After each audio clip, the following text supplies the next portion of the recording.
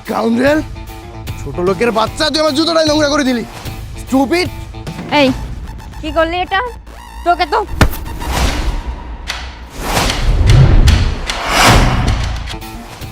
এই কি ব্যাপার স্যার, আমাকে এভাবে ধরলেন কেন? এত টাকার গহনা চুরি করে ঘুরে বেড়াচ্ছিস আর এখন কিছুই বুঝতে পারছিস না? গহনা? কিসের গহনা? আমি তো কিছুই বুঝতে পারছি না।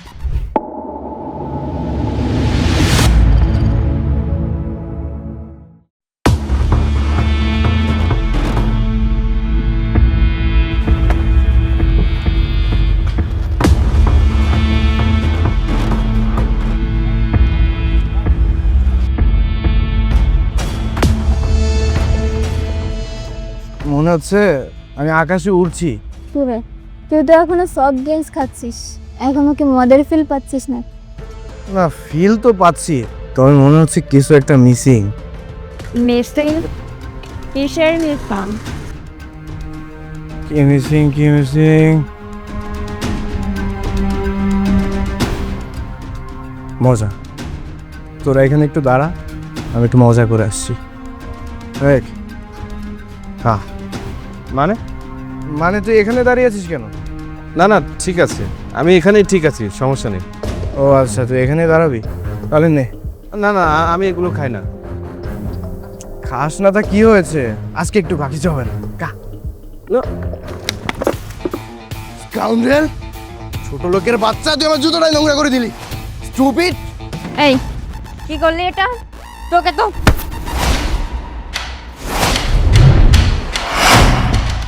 এই, তোর কত বড় সাহস, তুই আমার জুতা প্যান্ট নষ্ট করলি, তারপর আবার তোর মালিকের হাতও ধরলি। তুই ভুলে যাস না, তুই কিন্তু শুধু একটা ড্রাইভার। না, আমি ভুলে যাইনি যে আমি একজন ড্রাইভার, কিন্তু আপনারা ভুলে গেছেন যে আমি একজন ড্রাইভার, কারো কিনা গোলাম না। বাবা, যত বড় মুখ নয় তত বড় কথা। কি রে বান্ধবী, তোর ড্রাইভার তো ভালোই মুখে আমাকে তর্ক করে। হ্যাঁ, আজকাল বড্ড তর্ক করছি। ওর বাসায় গিয়ে তর্ক আমি বের করছি। গাইস, আজকে আমার ভালো লাগছে না, আমি বাসায় যাচ্ছি। এই গাড়ির দরজা খোল।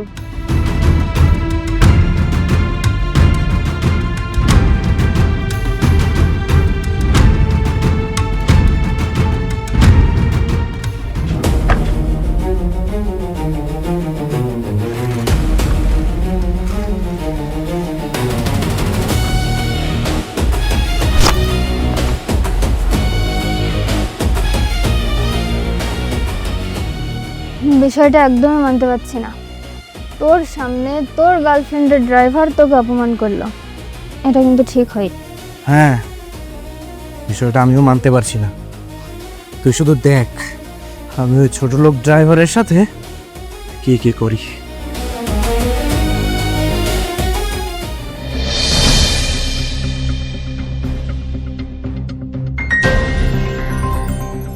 কি ব্যাপার শ্রুতি, তুই আমাকে এভাবে ডাকছিলি কেন? কি ব্যাপার, মনে হচ্ছে তুই রেগে আছিস। কি হয়েছে বলতো আমাকে, আগে তুই শান্ত হ। শান্ত শান্ত হব কি করে? শান্ত হতে কি দিচ্ছে তোমার এই ছোট লোক ড্রাইভার? দেখো ভাইয়া, আমি তোমাকে সব বলে দিচ্ছি, তুমি ওই ছোট লোক ড্রাইভারকে আর কাজে রাখবেন না। কেন, ও আবার কি করেছে? আমি এত কিছু বলতে যাচ্ছি না, আমি শুধু এইটুকুই বলছি, ও আমার ফ্রেন্ডদের সামনে আমাকে ছোট করেছে, আর এই জন্যই আমি চাই না ও আমাদের বাড়িতে থাকুক। দেখ, আমি দীপ্তকে যতটুকু চিনি তোকে অপমান করতে পারে না, তুই যাতে ছোট হবি সেটাও তোকে বলতে পারে না। তোমার কি মনে হয় আমি মিথ্যা কথা বলছি?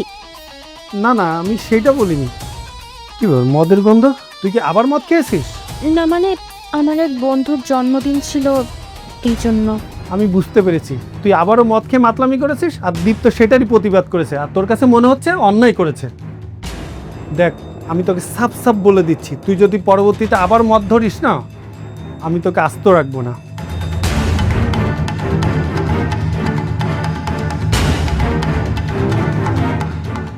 ছোট লোকটার জন্য ভাইয়ের কাছ থেকে আমাকে এত কিছু শুনতে হলো।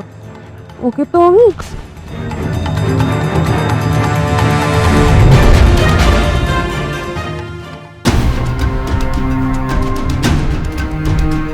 আসো।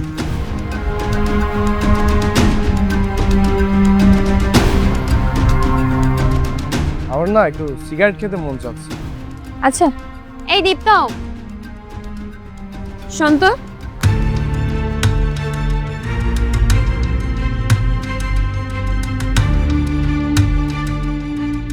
এই নে টাকা আর সিগারেট নিয়ে আয় যা। ম্যাডাম কিছু মনে করবেন না, আপনার যদি কিছুর প্রয়োজন হয় আপনি নিজে গিয়ে নিয়ে আসুন, আমি পারবো না। এই তোর সমস্যা কি বলতো? তুই আগের দিন আমার সাথে বেয়াদবি করেছিস আর আজও আমার মুখে মুখে তর্ক করছিস। ভুলে যাস না তুই আমার ড্রাইভার। ম্যাডাম আমি ভুলে যাই না, বারবার ভুলে যান আপনি যে আমি আপনার ড্রাইভার, কোনো চাকর না যে আপনি হুকুম করবেন আর আমি সেটা পালন করব। এই এবার কিন্তু বেশি বেশি হয়ে যাচ্ছে, এবার কিন্তু তোকে আমি। ম্যাডাম আপনি ওনাকে বলে দিন আমি আপনার চাকরি করি, ওনার নয়। মুখ বন্ধ করে আপনার কথা আমি সহ্য করতে পারি, কিন্তু ওনার কথা না।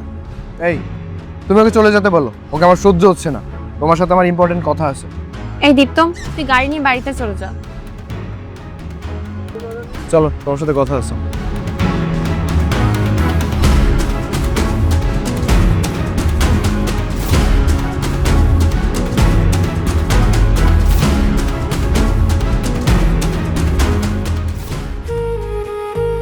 এখানে বসি।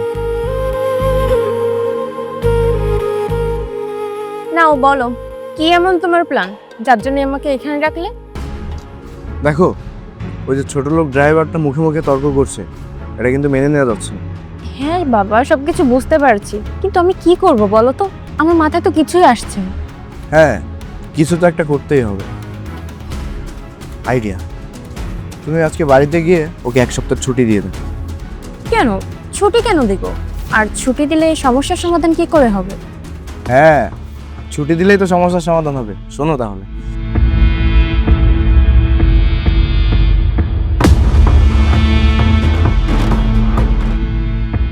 বাহ চমৎকার, এই না হলে আমার বয়ফ্রেন্ড।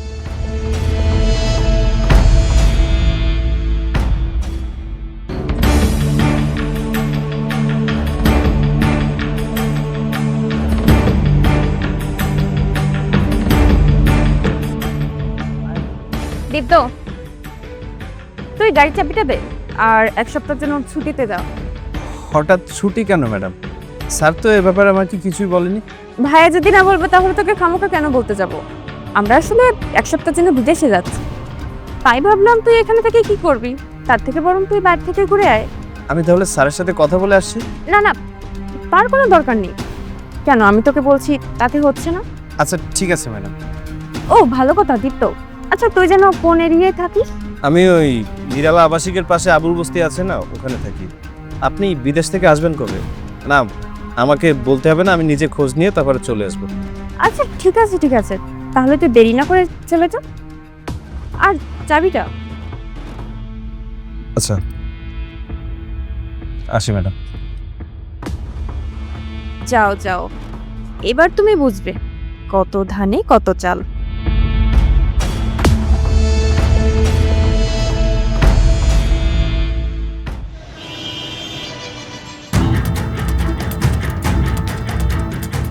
স্যার স্যার প্লিজ আমাকে হেল্প করুন স্যার, আমি অনেক বড় বিপদে পড়েছি, প্লিজ স্যার হেল্প করুন আমাকে।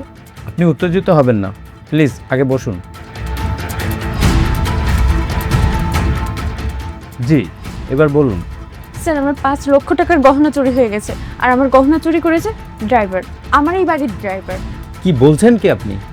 এত টাকার গহনা চুরি করেছে? আচ্ছা আপনি জুয়েল সাহেবের বোন না? হ্যাঁ আমি ওনার বোন, কিন্তু স্যার ভাইয়া সব কিছুই জানে, আপনি দ্রুত একটা ব্যবস্থা করুন। ও পালিয়েছে। পালিয়েছে মানে? কোথায় পালিয়েছে? একটা সামান্য জিনিস কেন বুঝছেন না? চুরি করে তো আর বাড়িতে থাকবে না, ও পালিয়েছে হয়তো বা, কিংবা ওর বাড়িতে গিয়েছে। আচ্ছা আপনি চিন্তা করবেন না, আমি ওকে ধরার ব্যবস্থা করছি। আপনি শুধু ওর ডিটেলসটা দিয়ে যান। স্যার ওর নাম দীপ্ত, আর ও আমাদের বাড়িতে বেশি দিন হয়নি ড্রাইভারের কাজ করে, আর ও থাকে হচ্ছে নিরালা আবাসিকের পাশে আবুর বস্তিতে। আচ্ছা ম্যাডাম আপনি কোনো চিন্তা করবেন না, যত দ্রুত সম্ভব আমি ওকে ধরার ব্যবস্থা করছি। আপনি নিশ্চিন্তে বাড়ি চলে যান। আর হ্যাঁ, ওকে অ্যারেস্ট করতে পারলে আমি আপনাদের জানাবো। ধন্যবাদ স্যার, আর একটু দেখবেন যত দ্রুত সম্ভব যদি কিছু করা যায়। ঠিক আছে, তাহলে আপনি আসতে পারেন। ঠিক আছে স্যার।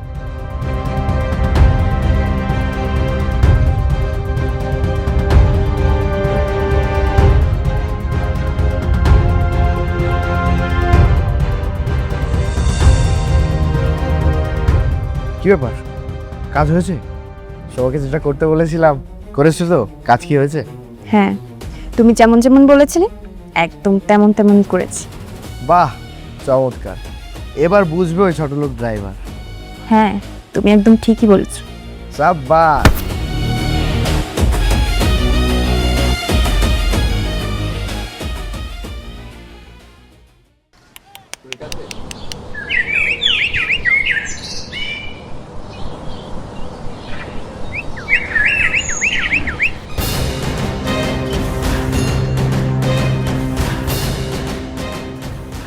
এই তোর চোর ভাই কোথায়?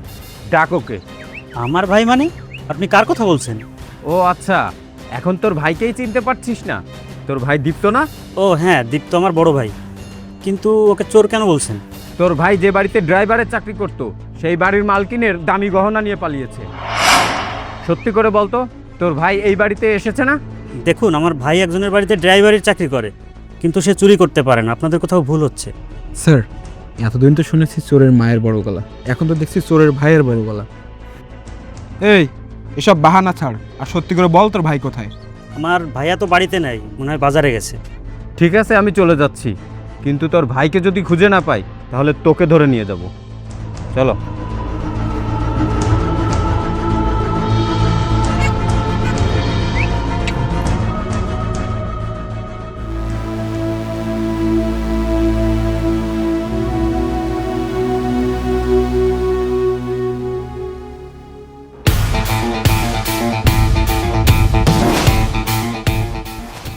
এই কি ব্যাপার স্যার, আমাকে এভাবে ধরলেন কেন? এত টাকার গহনা চুরি করে ঘুরে বেড়াচ্ছিস আর এখন কিছুই বুঝতে পারছিস না? গহনা? কিসের গহনা? আমি তো কিছুই বুঝতে পারছি না। পারবি পারবি, আগে থানায় চল, তারপর সব বুঝতে পারবি। স্যার এই নে চলো। Sir sir sir sir sir আমি কিছু করিনি স্যার। স্যার বিশ্বাস করুন স্যার।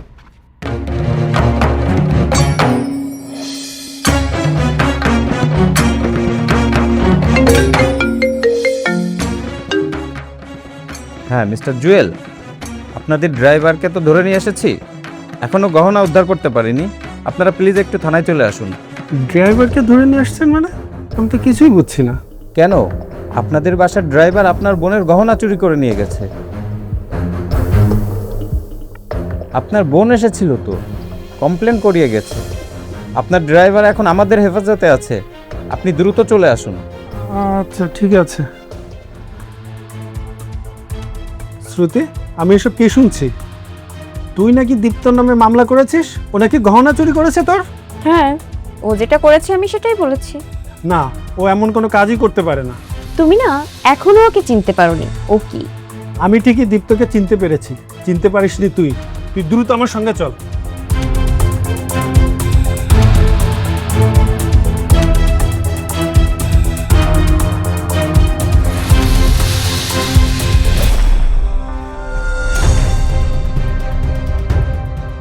এটা কি করেছেন আপনারা? ওকে দ্রুত ছাড়ুন। ছেড়ে দিব কেন?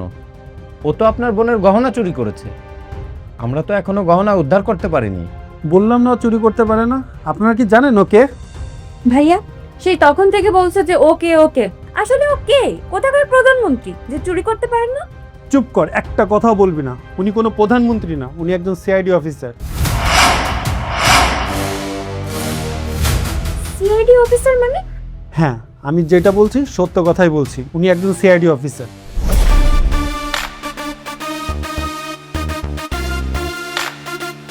স্যার, কিন্তু ভাইয়া তুমি এসব কি বলছো? ও যদি সিআইডি অফিসার হয় তাহলে আমাদের বাড়ির ড্রাইভার কেন? তাহলে শোন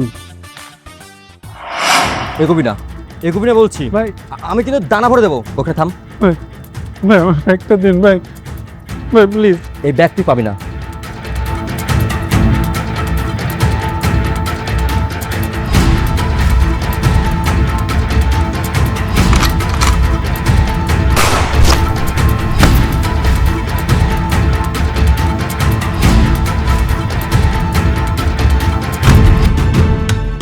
কি ভাই আপনি হঠাৎ করে এসে আমার ব্যাগটা উদ্ধার করলেন, আমার প্রাণটা বাঁচালেন। হাতে আর পিস্তল। আপনি কি কোনো? না চিন্তা করবেন না, আমি কোনো সন্ত্রাসী না। ও আচ্ছা, আপনাকে তো বলাই হয়নি, আমি একজন সিআইডি অফিসার। আমার নাম দীপ্ত চৌধুরী। এই এলাকাতে একটা মিশনে এসেছি, আর এই পিস্তলটা নিজের সেফটির জন্য রাখতে হয়। আপনাকে অনেক ধন্যবাদ স্যার। আপনি আমাকে আজকে সাহায্য না করলে আমার অনেক বড় ক্ষতি হয়ে যেত। আমি আপনার প্রতি চিরকৃতজ্ঞ। আমি আপনাকে কিভাবে সাহায্য করতে পারি?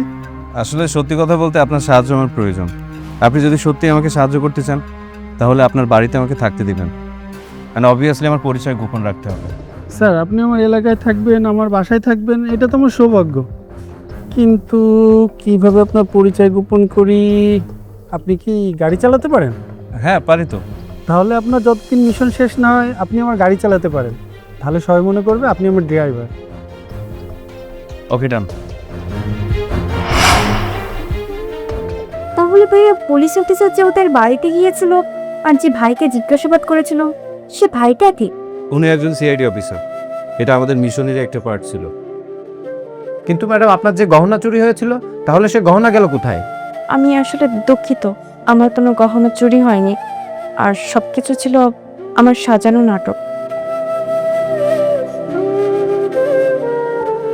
আমি সব কিছু প্রতিশোধ নেওয়ার জন্য করেছিলাম। I am extremely sorry sir. আপনি আমাকে মাফ করে দেবেন। আমি আসলে জানতাম না আপনি একজন সিআইডি অফিসার, আর তাছাড়া আপনাকে দেখে কখনো বুঝতেই পারিনি যে আপনি একজন সিআইডি অফিসার। যদি বুঝতে পারতাম, বিশ্বাস করুন, আপনার সাথে এরকম ব্যবহার আমি করতাম না। আমি দুঃখিত, আপনি আমাকে মাফ করে দেবেন স্যার। আসলে অপরাধীদের মুখোশ খুলতে খুলতে একটা জিনিস খুব ভালো করেই বুঝে গেছি। মানুষ মানুষকে সম্মান করে তার পোশাক দেখে, মানুষ মানুষের সাথে ভালো ব্যবহার করে তার টাকা পয়সা দেখে, আর মানুষ মানুষকে সম্মান করে তার অবস্থান দেখে। ধরুন আপনাকে আমি ক্ষমা করে দিলাম, তারপর কি হবে? আপনার ভুলটা আপনি বুঝতে পারবেন? যদি আপনি আপনার ভুলটা বুঝতে পেরে নিজেকে শুধরে নেন, তাহলে সেটা হবে মহৎ কাজ। আশা করছি আজকের পর থেকে আর এমন ভুল কাজ কখনো করবেন না। আমি আজকের মতো আপনাকে ক্ষমা করে দিলাম। আমি সিআইডির কোনো বড় কর্মকর্তা হই অথবা আপনাদের বাড়ির ড্রাইভার, দিন শেষে আমি কিন্তু একজন মানুষ। মানুষ হয়ে মানুষকে সম্মান করা উচিত। আমি চাইলে আপনার বিরুদ্ধে লিগ্যাল স্টেপ নিতে পারতাম, বাট আপনার ভাইয়ের জন্য আমি সেটা করিনি। আমি এবারের মতো আপনাকে মাফ করে দিলাম।